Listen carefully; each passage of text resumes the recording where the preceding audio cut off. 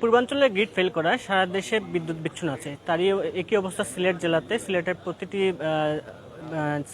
জেলাতে বিদ্যুৎ এখন বিচ্ছিন্ন রয়েছে।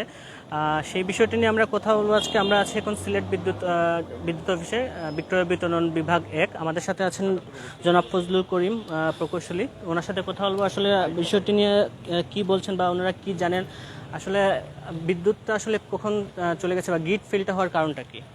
আচ্ছা, গ্রিড ফেল হয়েছে আমাদের 2টা 5 মিনিটে, তৎক্ষণাৎ বিদ্যুৎ চলে যায়।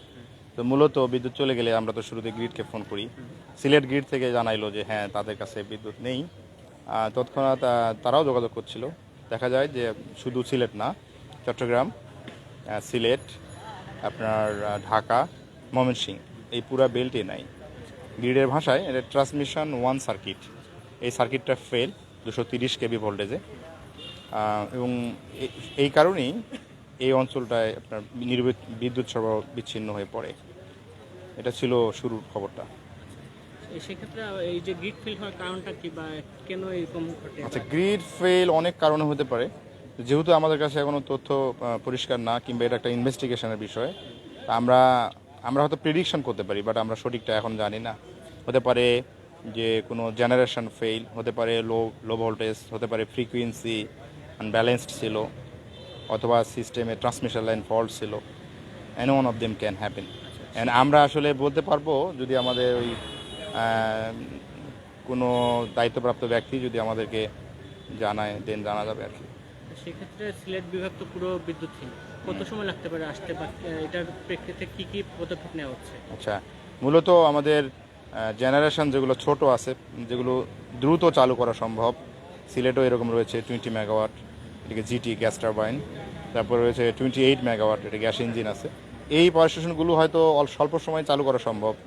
সেটি দিয়ে বিদ্যুৎ সরবরাহ শুরু হবে। আশা করা যায় 2-1 ঘন্টার মধ্যে এটা আমরা দেখতে পাবো। এবং পরবর্তী সময়ে 225 মেগাওয়াট একটি পাওয়ার স্টেশন আছে, এটা চালু হতে রাত হতে পারে। তো পুরোপুরি স্বাভাবিক হয়তো আমাদের খানিকটা সময় লাগবে।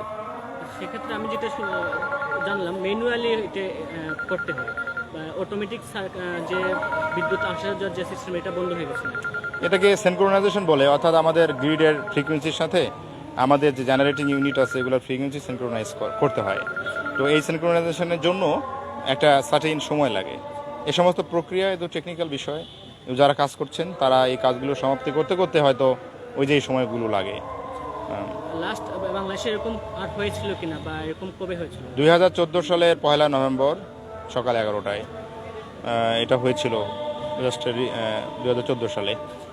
তখনকার হিস্ট্রি ছিল যে প্রায় 12 ঘন্টা লাগছিল। বাট আমরা প্রত্যাশা করি যে বর্তমানে যে টেকনোলজি, পাশাপাশি যে স্কিল্ড ম্যান পাওয়ার আমাদের আছে, এটা অত সময় লাগার কোনো যুক্তি নেই। এটা খুব দ্রুতই হবে বলে আমি আশা করি। সেক্ষেত্রে আমরা বলতে পারি 3-4 ঘন্টার ভিতরে একটা ফলাফল চলে আসবে।